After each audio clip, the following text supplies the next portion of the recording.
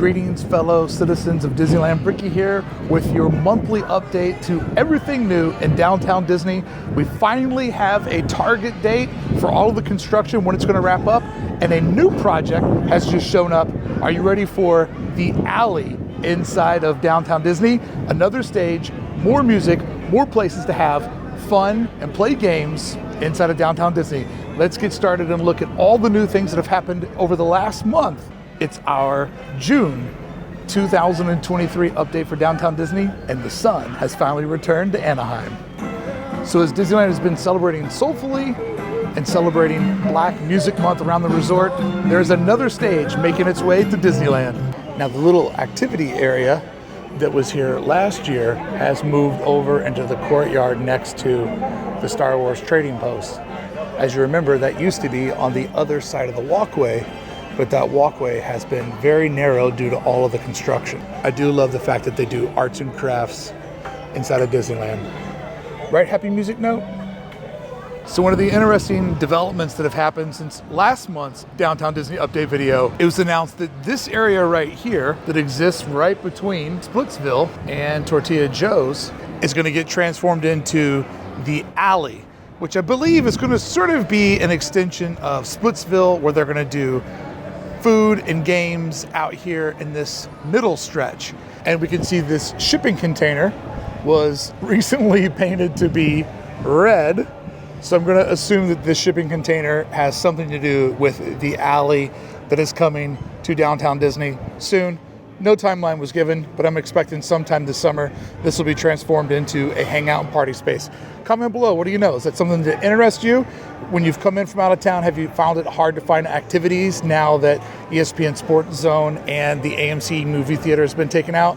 Are you looking forward to this? Or it's like, nah dog, I just roll through downtown Disney to go rip them theme parks. And I think that this might have something to do with the fact that I'm anticipating Tortilla Joe's to go away at some point, as there are 2 Mexican restaurants that are being built just down the path, and I can't see why they would keep all 3, especially as they've gone through so much effort to redesign the look of downtown Disney. And this building still has that roadside vibe where every building kind of looked like it was after its own theme. I have seen in the comments, many of you do not like that this is getting changed and everything's kind of going into one design theme. I happen to be a big fan of it. I love mid-century modern design. I'm not a native of California. It's one of the things that drew me out here. The more that the world can look like Palm Springs, the more perfect I think the world will look. And there's something about minimalist design where, yes, it's white, gray, and black, but what it allows is all of your accent colors to pop. So something like the Jazz Kitchen, after that orange and fuchsia is decided to no longer be on trend, it could easily be switched out for a highlight yellow or lavender green if that's the way they wanted to switch it, and the building could still stay the same. So I happen to like that design principle, and I happen to like the idea of the alley coming in this space that hasn't been used. And one of the interesting things about downtown Disney is one of the only footprints that it could actually grow in is right at the end of this dead end. So to be curious to see if this space over here beyond the hedges ever comes into play. But the last time we saw anything really take place down here, they did a Stanley Cup meetup at the end of this stretch, but they also did some activity and games when the Super Bowl was in Los Angeles at SoFi Stadium. And of course, Disney hosted some Super Bowl events over in Disney's California Adventure. So there will be another entertainment space and entertainment stage that's popping up here in the newly announced alley, which is perfect because any band that was performing here wouldn't conflict with the band down in front of the former ESPN zone. And I think it's cool to have multiple little entertainment districts inside of this shopping district. So it's going to be interesting to see the alley come into shape, a little bit more of entertainment in downtown Disney, and a great place for locals to come for free, or for folks that are burning that afternoon in town before their trip takes off, or that last day when you're winding it down, or maybe a break day between the parks. Always fun to see more activities and more fun happening inside of downtown Disney. As Ken Potrock announced that this is an 18-month transition into the new version of downtown Disney, which puts us at November 2024 getting everything ready for the 2024 holiday shopping season. So we still have a stretch to go, but finally we know what Disney's projected end goal is, because until now, it's been very abstract how long this project was going to take. And the big part of this transformation is where the old AMC movie theater used to sit. Right now, that construction project is really pushing out into the walkway, making it very, very narrow to get through here. If one group of people stops and talks, it shuts it down for everybody. All right, friends, before I show you everything that's new, let's look back 1 month at our Downtown Disney update for May Gray and look back at our old friend, the Sarlacc Pit. This was the first activity we'd seen in many months, and we caught them pouring the concrete in the work site, but had a hard time placing these footprints as our only piece of concept art is from the opposite direction. However, I was able to point out that this is the only remaining wall from the original build-out, so there's some Disney history for you. But yeah, how many guys does it take to watch concrete dry? Answer below. Now let's move up to early in the month of June. This is footage that I haven't shared before, where we can see the steel beams being put together for the building that is closest to us. And then the building behind it is being built entirely differently, with rebar being put in place to hold up a series of concrete block walls. Also noticed last month, there was no sidewalk edging in place, just dirt going directly up to the cutoff point where they literally just sawed off the Sarlacc Pit from downtown Disney. See ya! We could also start to get an idea of how close the steel beam building was going to be to the monorail, which is as close as it was when the AMC was there before it. Disney using every square foot possible in the tight Anaheim resort. Now let's move up to today. The steel beam building is pretty well framed out and looks to be an exaggerated commercial one-story build. Like not the same as one story in your home, but a slightly bigger than normal commercial one story. The second layer to me currently looks like that's going to be the final layer. And my question for you, is that a balcony that's going around the building? Will we get to stand up there? Or is that an extra tall facade to block out the infrastructure of the top of the building from the Disney gas sight lines? It does appear to already have a door framed out and an expansive opening right next to the door. Next, we see the massive concrete block building is looking pretty square. I'm guessing it's just going to be general retail, and that the steel building might be something that's more unique and interactive, like a restaurant or a very custom experiential retail space. And then the larger building behind it will just be sliced up into shops where all the storytelling and fanciness goes on inside of there, depending on whatever the merchants decide. Off to the distance, we can see a second wall that has been popping up, just like the one that's right in front of us.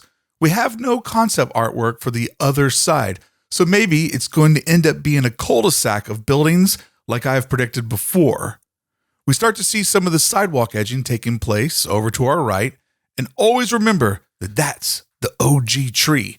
I feel like I'm also starting to see the beginning of planters and landscape boxes starting to take shape all on the edge of where the walkway will transform over into this new shopping district. It is still possible that the steel building is backstage and it's a different build out due to it being more of an infrastructure building than something that's gas related. And it is very close to the monorail, like the AMC theater that's set here before it. And this may be a big reason why the monorail is closing down next month, to give construction crews the space they need to work on this building, just like it had to shut down for them to tear down the old building. Now let's move further east to the location of the now destroyed Uva Bar that we can see in the downtown Disney crater. Now I had just assumed that the transformation into Centrico was going to be a cosmetic transformation, but this is an entirely new rebuild. The only thing left to see from the previous tenant are the 4 concrete pads that were used for the old columns. Down here, we can also see that the old Sprinkles location and the Cattell entrance are completely blown out, which is getting rethemed into the opening for Paseo. And then on the upper floor, you can see everything is gutted for the more upscale location. Shout out to the kind folks over at Ballast Point. I haven't been in there for a while and forgot what a great vibe it is. All right, friends, let's go back to the ground level and look at how this project in particular might be affecting the tenants having a rough summer next door. Man, do I feel for these retailers. This has got to be a brutal month of sales because the foot traffic is nothing coming in this direction. The fact that it is a solid dead end is not going to help these retailers at all. So I really hope for their sake that Disney has taken away the commission of sales that they normally take from all their partners in downtown Disney. And I also hope they have gotten a rent reduction because if you get no walk-up traffic, that's going to really hurt your business. And that's one of the reasons why people invest so much into downtown Disney, is for a shopping district that feels like Christmas every day of the year. So next month, the monorail will be going down, and this is due, I believe, to how tight the construction is getting to the tracks. But the monorail does close around 85 degrees because there's no air conditioning inside of it. So having it go down during the month of July isn't a huge loss for middays and afternoons, but it is a huge loss for people that like to take the monorail into the park each morning to get that quick first ride in and to start their day in Tomorrowland. You know, you want to get the saddest part over with first, so then the rest of your day can be happy.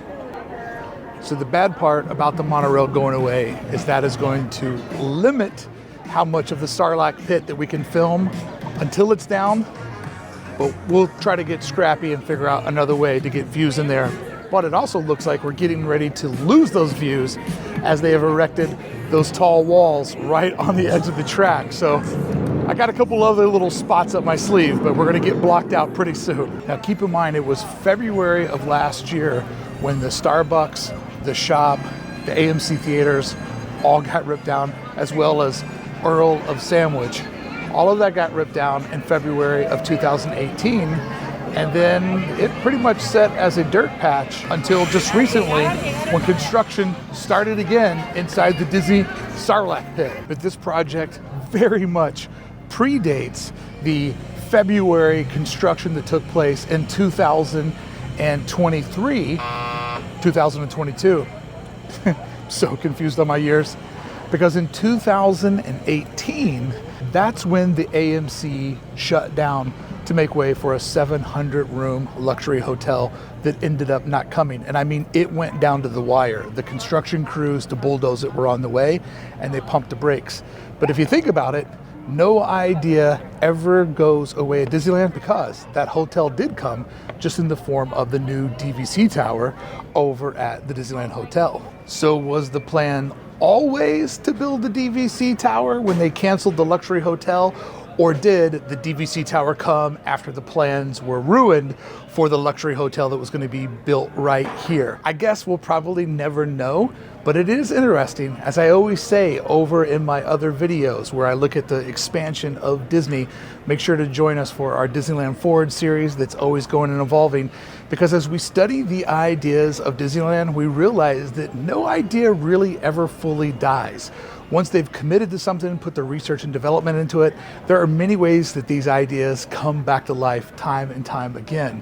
So yes, we didn't get a hotel here, but we did get a luxury hotel for the DVC tower that's being built over at the Disneyland Hotel footprint, which will finalize the Disney Hotel with its 4 various towers. So was it planned or a happy accident? Either way, we got here. And I'd love to know in the comments below, do you think that it worked out better, that we got more downtown Disney and the luxury hotel goes to Disney Vacation Club members?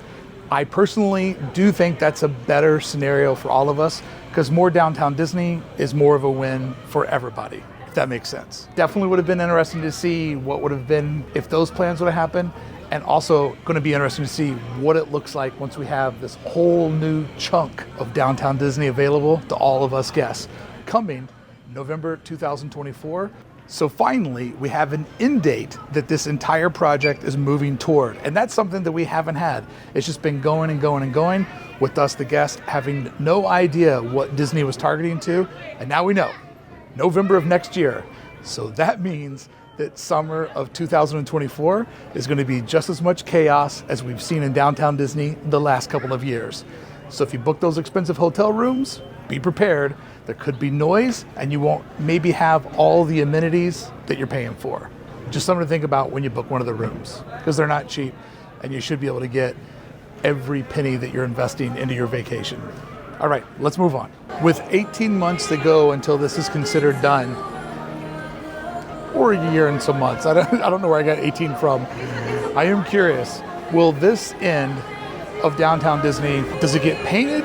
Does it stay the way that it is? Because it's a little rough compared to some of the newer things that they've done on the other end.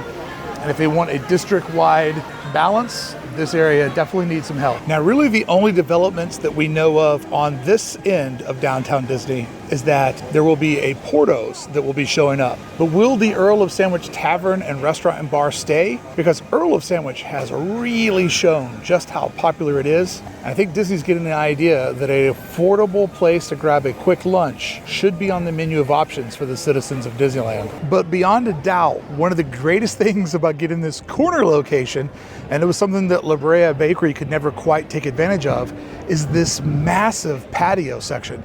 I believe this is probably the biggest outdoor patio in all of Downtown Disney, and it's conveniently located right on the edge of the Esplanade. So it'll be interesting to see, does this get changed at all? Because I don't think that it will. And how will Porto's take advantage of this massive, massive outdoor deck? And Porto's is going to be crazy, crazy popular. So it'll also be interesting to see, will it back up the lines of people that are trying to get into the parks and the people that are over on the side clogging the pipes that are trying to get into Porto's. So definitely going to be an interesting development when this lands on the far east side of Downtown Disney.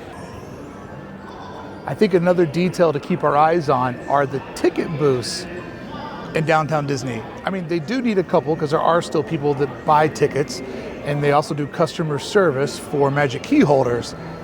But there are 1, 2, 3, 4, 5, 6, 7, 8 ticket booths in the Esplanade that clearly don't all need to be here. But what else would you be able to do with this space that sits in this tricky area? Would you make one of these a walk-up merch shop? Would you make it a restaurant? Would you just tear them out, make it easier to get through? Fascinating to see what's going to be the future of the ticket booths, because they're no longer needed as they stand now. Thank you for joining me for a quick rip around Downtown Disney, showing you all the new things that have developed over the last month.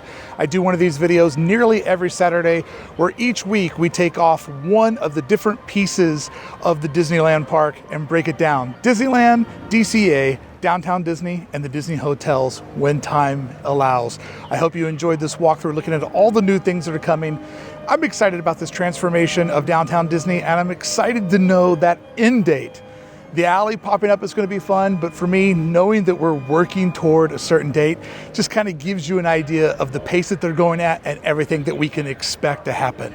Friends, from the edge of Downtown Disney in front of World of Disney, thank you so much for taking this lap with me. I hope you had a good time, and I hope that I see you real soon in Downtown Disney. Thanks a lot for watching. Thanks for showing up. I appreciate you. Electrical Parade.